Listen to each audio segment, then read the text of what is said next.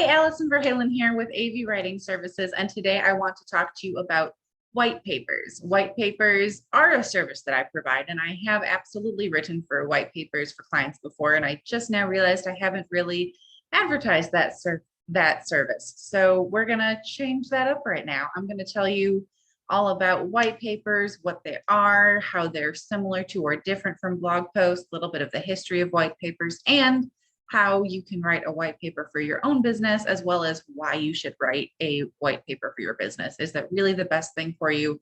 Or should you maybe focus on blogging or something else? So first of all, what is a white paper? So according to Wikipedia, a white paper is defined as a report or guide that informs readers concisely about a complex issue and presents the issuing body's philosophy on the matter. It is meant to help readers understand an issue, solve a problem, or make a decision. Call me crazy, or does that sound like a blog post, right? Because that's a lot of what we do when we put into our blog posts, especially when it comes to solving a problem. You really want to educate your target audience on what it is you provide, why they need it, how they can make their lives better. And ultimately, a blog post should be a great way for them to understand how they can help themselves. They shouldn't necessarily need to reach out to you. They should want to reach out to you because that is the ultimate goal of all of this, but hopefully they try some of the tips and tricks you provide in your blog post or white paper or whatever content you're creating or video. And once they've tried it for themselves, they go, oh, this is great. It could be even better if I hire the professional, or this is great, but it takes too much time. I should hire someone to do it for me while I do stuff that I actually want to be doing in my business. So the history of a white paper goes all the way back to 1920 when a British explorer and diplomat named Gertrude Bell published a 149-page white paper about the civil administration of Mesopotamia. So that we do not want to be writing 149-page white papers. At that point, you might as well just write a book for your business. Winston Churchill apparently also published his own white paper in 1922. So it started out as like a British governmental thing. Somehow, fast forward to like the 1990s, it became a marketing thing that American companies started doing, specifically B2B companies. So I probably should have prefaced all of this with the fact that if you're in a B2B industry, people are going to be looking for white papers. They're not necessarily looking for blog posts. They might find a blog post. They might still be swayed by a blog post if it's really engaging and well written, but they're looking specifically for white papers. That title still holds a lot of weight in certain industries. So that's really, I think, the big impetus as to why you should write a blog paper or a white paper, which leads nicely into my next part of do you need a white paper? You can absolutely write white papers and put them up on your website, or they can be downloaded. We'll talk a little bit about this more at the very end, but just a brief rundown of the different things you can do with your white paper. You can basically write a blog post and call it a white paper, or you can write a white paper and put it up on your blog, right? Having that title of white paper, though, really does help people. Like I said, they look for it. People in B2B industries look for that white paper title. It's perceived as being more in-depth content, which honestly, the white papers that I tend to write for my clients usually end up being about as long as the blog posts that I wrote for myself, as long as some blog posts that I write for my clients, right? The long in-depth content is great. Google loves it. Your audience loves it, especially if you're in a B2B industry or a professional services industry. They want to make sure that you really know what you're talking about. So the more in-depth you can go, the more you are positioning yourself as a thought leader in your industry. White papers are a great way to position yourself as a thought leader in your industry, especially, again, if you're in a B2B industry. Putting out all that great information, that really in-depth information there, is a great way to position yourself as a thought leader, as an authority in your industry. So now that you've decided, hopefully, that you do want to write a white paper, if not, you can just click off this video and go watch something else. But if you are going to write a white paper, the first thing you need to do is choose your topic. So there is a lot of similarity between this and blog posts, but there's also going to be some differences. So you do still have to pay attention. So choosing your topic, always super important. I always recommend doing keyword research when you're choosing your topic.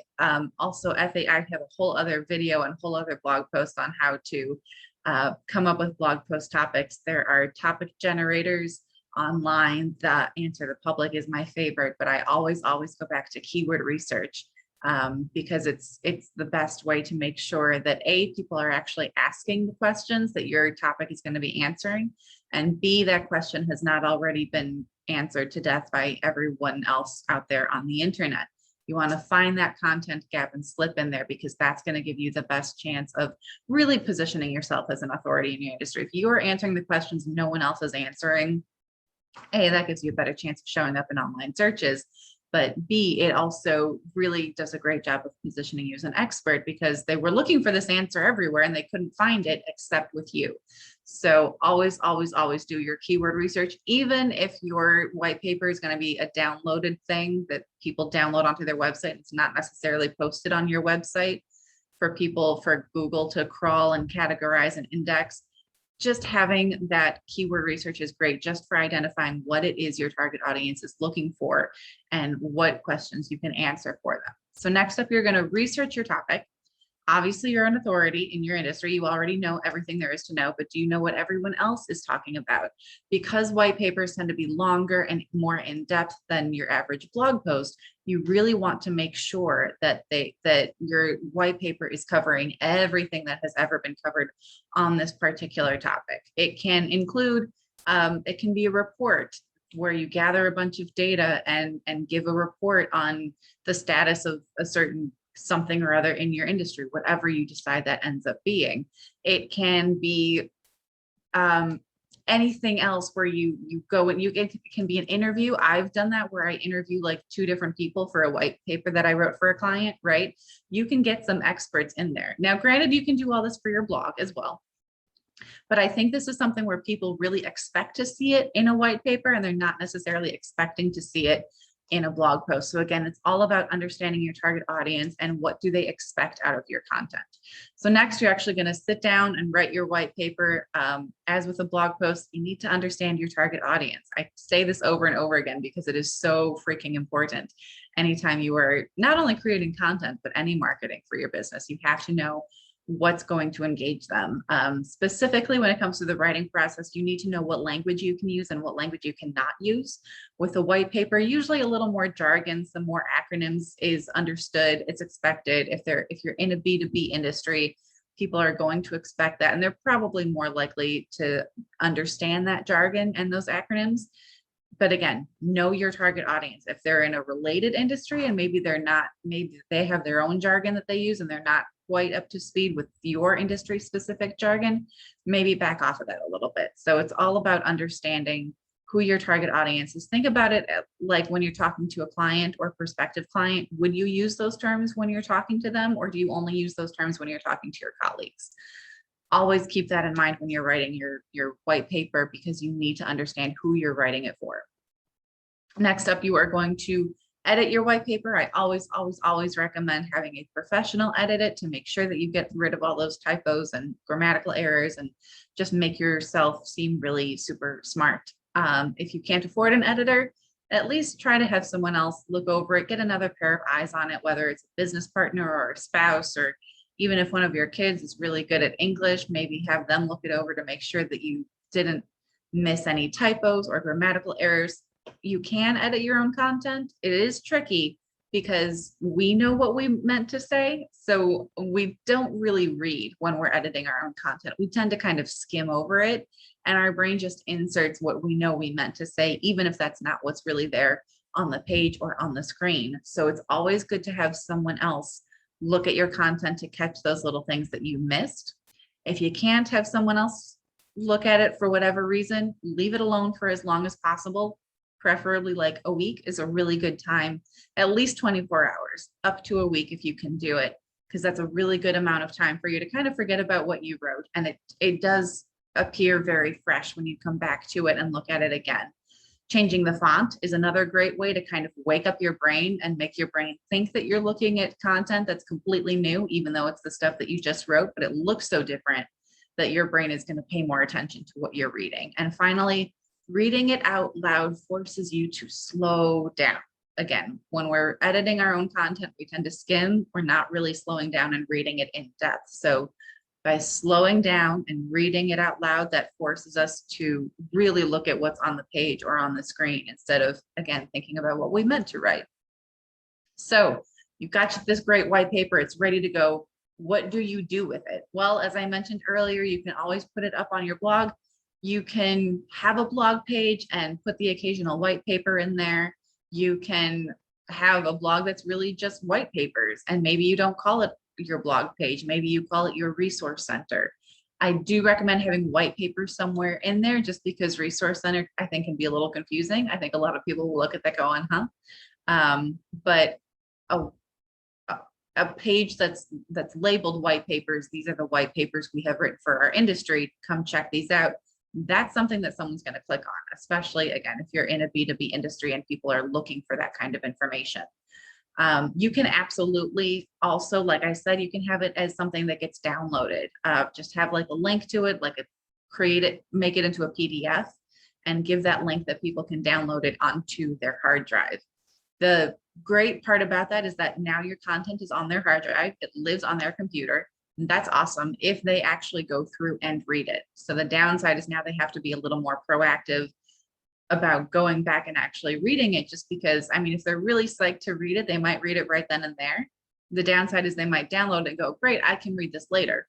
And the chances that they'll actually go back and read it later are pretty slim, just because we live in a world of, constant time crunches and infinite distractions, right? There's always something else to do. So that can be a little bit of a downside. The way to get around that is to ask them to sign up for your newsletter. So say if you give us your email address, you sign up for our newsletter, you get this this white paper that you can download onto your website, onto your computer.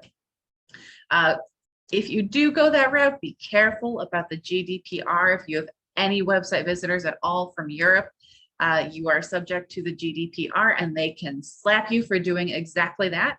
So I am not an attorney. I do recommend talking to an attorney who specifies in GDPR and really knows the ins and outs of that particular law. I believe there is a way that you can still have that downloadable stuff in exchange for an email address to sign up for your newsletter, if you make it super clear that that's what's happening. You're not just saying, hey, give us your email address, enter it here to unlock this, and then you sign them up for your newsletter and they didn't realize that's what what was happening. So make it super clear that in exchange for signing up for our newsletter, you're going to get this white paper. So that's it. Those are my tips for how to write a super awesome white paper for your industry. Make yourself stand out as an authority, as a thought leader in your industry. If you have any other questions, you can reach me directly at info@avwritingservices.com. I have a whole bunch of other resources like this on my blog at avwritingservices.com. And if you've decided that, this sounds great, but you just don't have the time to write your own white paper, you can always reach out to me and I will write it for you. So again, contact information is info@avwritingservices.com. Otherwise, have a great week and happy blogging.